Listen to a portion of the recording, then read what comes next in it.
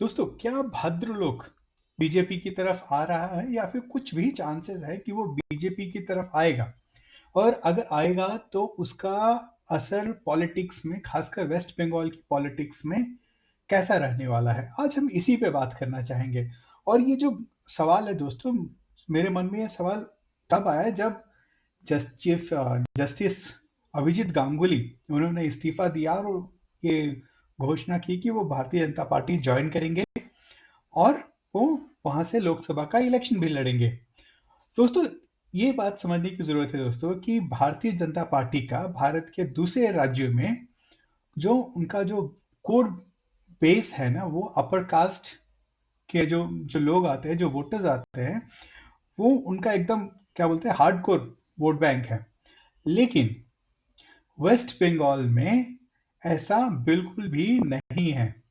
Waste Bengal में जो BJP का जो वोट बैंक है, जो जहां से उनको जो वोट्स मिल रहे हैं पिछले 10-12 सालों में, वो वोट उनको मिल रहे हैं बैकवर्ड क्लास से, ट्राइबल से, मटुआ समाज से, दलित से, इन लोगों से मिल रहे हैं। लेकिन जो बंगाल का जो क्या बोलते हैं जो इलीट क्लास है, जिसे कि भद्र लोग कहा जाता है, भद्र मानुस मतलब एकदम अच्छे लोग हैं, खासकर अपर क्लास के कम्युनिटी को कहा जाता है, ठीक है, जिसमें कि ब्राह्मण, वैश्य और जो भी ट्रेडर कम्युनिटी या फिर जो लोग इलीट है, जो ऊंचे पदों पर हैं, खूब पढ़े लिखे हुए हैं, जो कि इन्फ्लुएंस कर सकते हैं सोसाइटी को काफी हद तक, वैसे लोग जो है, और वो कभी भी बीजेपी का साथ नहीं दिए हैं।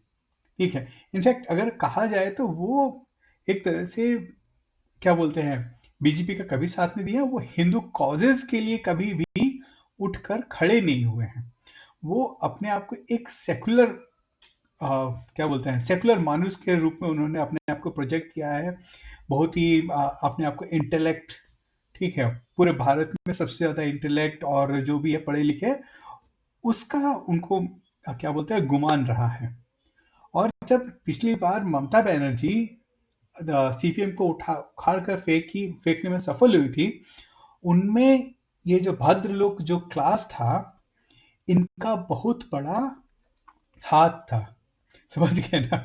तो ये और ये देखिए, अगर देखिए, बीजेपी को ये बात सब जानते हैं कि बीजेपी को जो वोट्स मिलते हैं, वो प्राइमरीली वोट्स उनको मिलते हैं, क्या बोलते हैं, हिंदू समाज से ही मिलते हैं। ठीक है ना?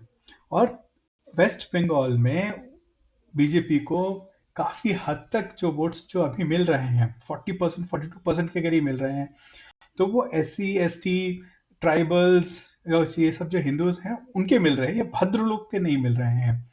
और बीजेपी ये जानती है कि जब तक जो भद्र लोग उनके साथ नहीं आएगा, जो कि बहुत बड़ा इन्फ्लुएंसर है, जिसके पास पैसा है, सब कुछ है, जब तक वो बीजेपी की तरफ नहीं आएगा, बीजेपी का सरकार में आना थोड़ा सा मुश्किल हो जाएगा।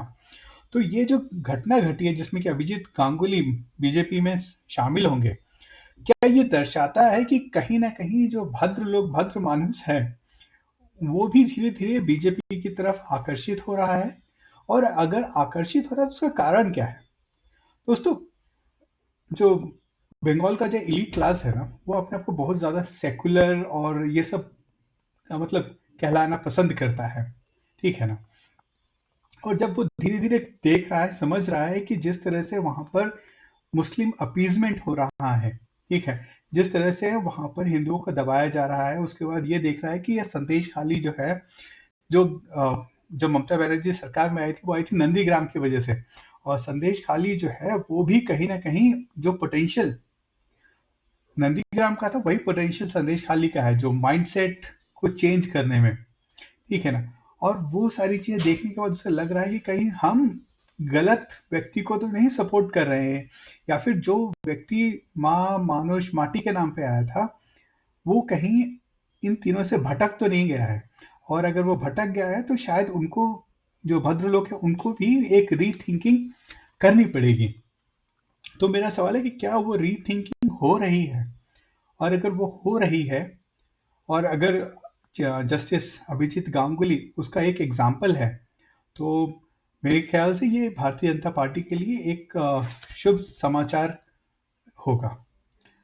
और देखना पड़ेगा दोस्तों कि ये आने वाला जो लोकसभा है उसमें भद्रलोक का जो वोटिंग पैटर्न है या फिर वो किस साइड होकर वोट करते हैं।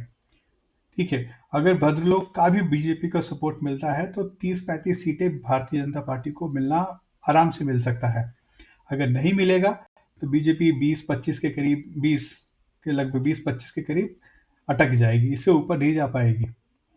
और अगर भद्रलोक का भी समर्थन मिलता है तो ममता बनर्जी बहुत ही बड़ी परेशानी में फंसने वाली है, उनकी सरकार बहुत बड़ी परेशानी में फंसने वाली है दोस्तों। तो दोस्तों मेरा यही व्यू था, यही मेरा एनालिसिस था।